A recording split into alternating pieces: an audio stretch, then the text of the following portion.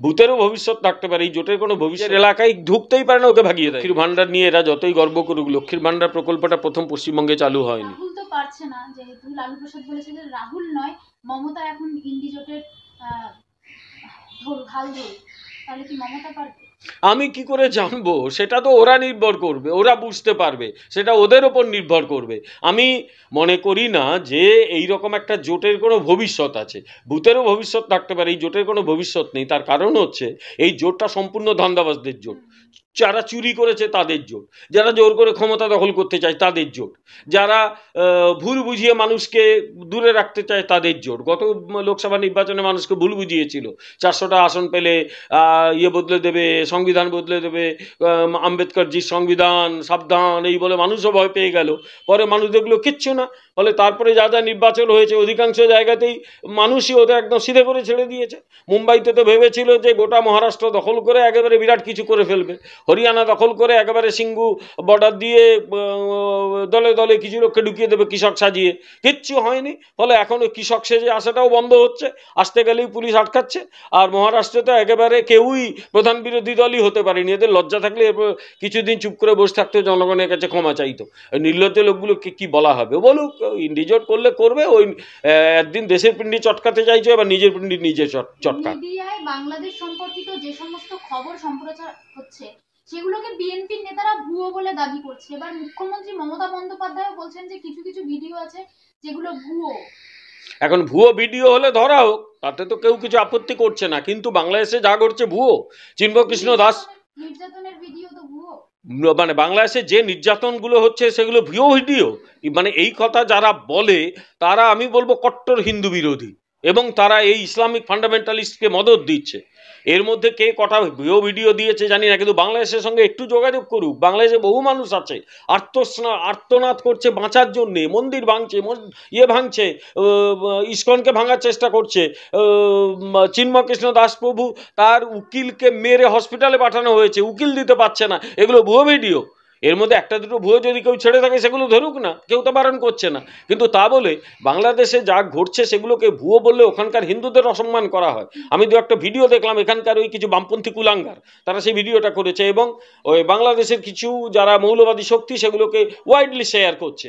এগুলো আর কিচ্ছু নয়, হচ্ছে কট্টর হিন্দু বিরোধী, যেটা বামপন্থী বা বিশেষত সিপিএমের বর্তমান বা পুরনো লোকগুলো করে থাকে। আমি দেখলাম একটা খবর, থার্ড গ্রেডে কিছু সিনেমা তৈরি করে সে একটা ভিডিও ছেড়েছে।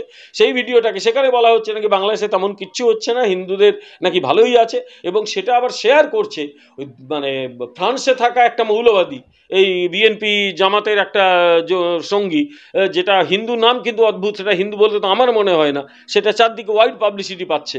এইগুলো একটা খুব ভয়ঙ্কর শক্তি যারা হিন্দু বিরোধিতা শুরু করেছে। আমি জানি না whether they are paid by Jamaat or not, আমার যথেষ্ট সন্দেহ হচ্ছে।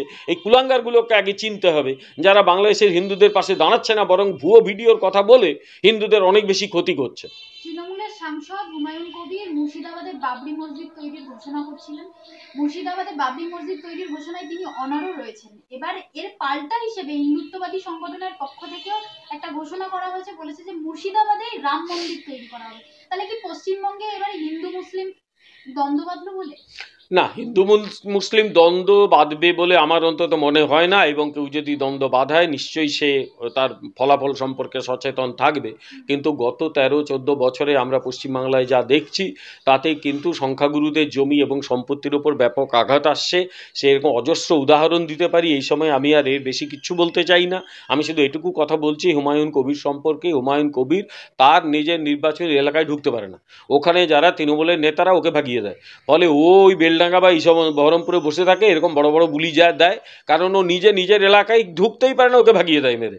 ফলে ও এরকম বলচাল মারে, ও ওই বলচালে বিশ্বাস করার দরকার নেই। একবার বলেছিল না, আমার বাবরি মসজিদ প্রতিষ্ঠার ঘোষণার পরই বিধানসভায় এরকম রাম মন্দির প্রতিষ্ঠা, প্রতিনিধিরা বলছে রাম মন্দির প্রতিষ্ঠার ঘোষণা করবে। গুজরাটে রাম মন্দির করে কি স্বাদ মেটেনি? ওরা 30%কে কাকে কেটে গঙ্গায় ভাসিয়ে দেবে বলছিল না। ন্যাচারালি ওই হুমায়ুন কবিরকে এই তৃণমূলই সহ্য করে, অন্য কেউ সহ্য করে না। তার নিজের দলই ওকে ভাগিয়ে দেয় মেরে। ও সব ওর কথায় বিশ্বাস, মানে অত গুরুত্ব দেওয়া দরকার নেই, গুরুত্ব বাড়ে। ওকে তার দলই গুরুত্ব দেয় না, আমরা কেন গুরুত্ব দেবো? মা বোনদের মা বোনেদের হাতেই নাকি ভোট বাক্সের চাবিকাঠি, এই পথ যিনি দেখিয়েছিলেন তার নাম হচ্ছে মমতা বন্দ্যোপাধ্যায়। তাহলে কি লক্ষ্মীর ভান্ডারই ভোট বাক্সের চাবিকাঠি? আমি একটা কথা বলি, লক্ষ্মীর ভাণ্ডার নিয়ে এরা যতই গর্ব করুক, লক্ষ্মীর ভাণ্ডার প্রকল্পটা প্রথম পশ্চিমবঙ্গে চালু হয়নি, অন্য নামে অন্য অনেক রাজ্যে এই প্রকল্প চালু হয়েছিল।